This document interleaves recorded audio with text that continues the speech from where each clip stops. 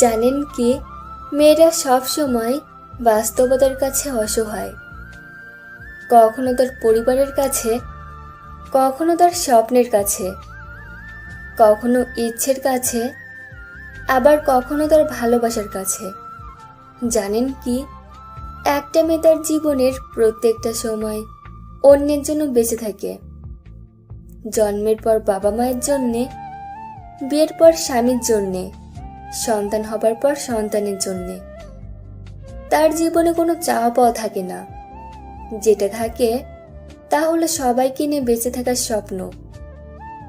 মেয়েরা পারে না তার ইচ্ছা মতো চলতে, পারে না তার ছোট ছোট স্বপ্নগুলোকে পূরণ করতে, পারে না কাউকে ভালোবেসে সুখে থাকতে। যদি বাবা মায়ের কথা মতো চলে তাহলে সে খুব ভালো মেয়ে, আর যদি বাবা মায়ের অবাধ্য হয়ে চলে তাহলে সে খুব খারাপ। ভালোবাসার মানুষের হাত ধরে চলে গেলে ভালোবাসার মানুষটির কাছে সে খুব প্রিয়, অথচ তার কাছে না গিয়ে যদি পরিবারের কথা মতো চলে তাহলে সে বেঈমান, স্বার্থপর। শুধুমাত্র একটা মেয়েই জানে এই সমাজে চলতে হলে তাকে কত বাস্তবতার সাথে যুদ্ধ করতে হয়। মেয়ে মানে কিছু করার আগে হাজারবার চিন্তা করতে হয় এই সমাজ কি বলবে।